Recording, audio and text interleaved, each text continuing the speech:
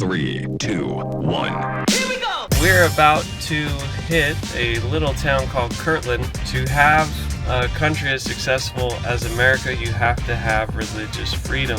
Per capita, it was the most expensive building ever built in the US. When God appeared to Moses and led the people of Israel out, I'm sure there were many people who said, well, how do we know that this guy's a prophet?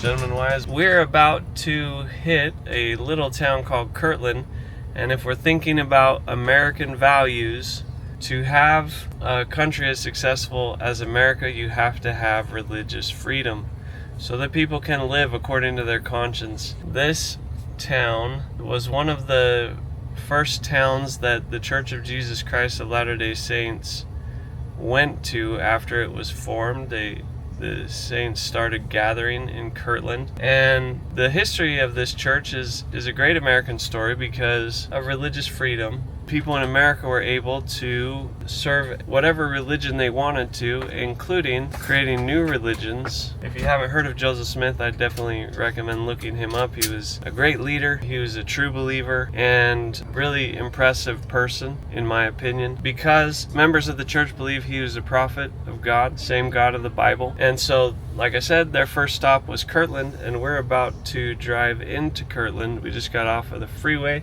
We have not seen the Great Lakes. They're supposedly behind me, but we're heading more inland to get our first look at Kirtland.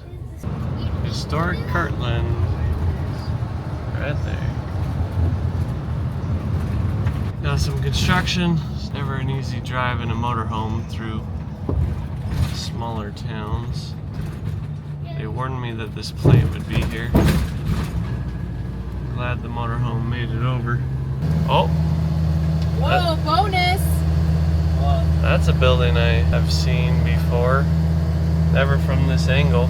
Guys, look what's at the top of the hill. Is that a building? This is the Kirtland Temple. We saw the Kirtland Temple! I know! We weren't even planning on it yet.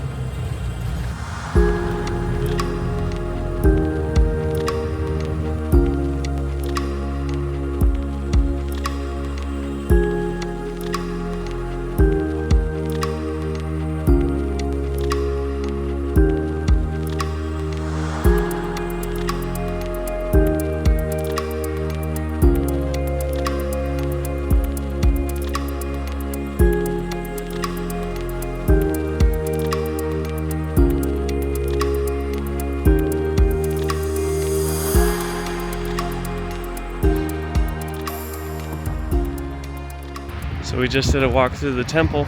Just knowing the history of this building, one significant part of it for me is what they called the School of the Prophets. It was a school where they tried to learn about Jesus Christ and get to know him better. They learned Hebrew and other things to try to understand the gospel. And that was on the top floor. I took some pictures of it. And then on the bottom floor where Jesus Christ appeared. We weren't able to film in the temple, but I can still film some of my thoughts about what we saw. The beautiful building, it's been preserved for hundreds of years. Per capita, it was the most expensive building ever built in the US.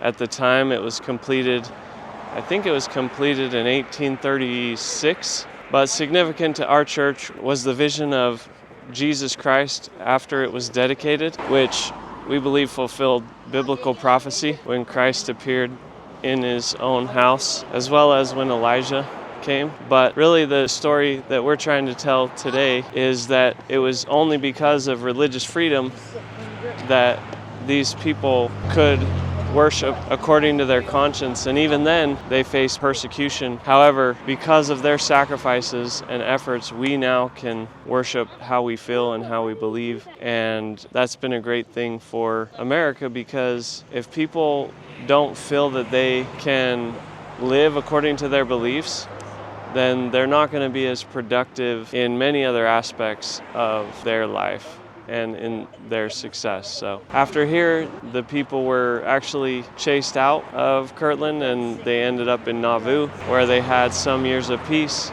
before they were chased out to Utah, until now today, where we can live freely and participate in society and not face the persecution.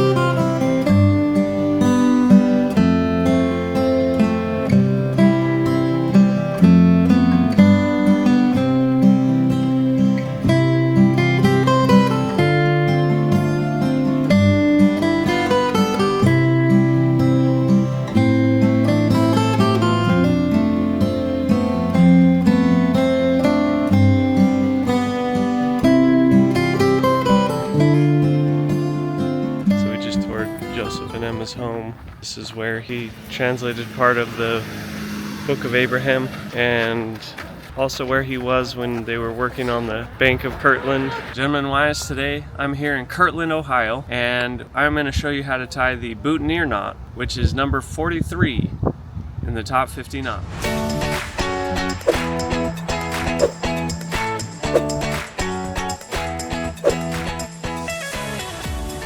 They gave us a tour of the Whitney home, and then they have a recreation of a sawmill and a potash furnace. And they told the story of people consecrating their lives to the Lord.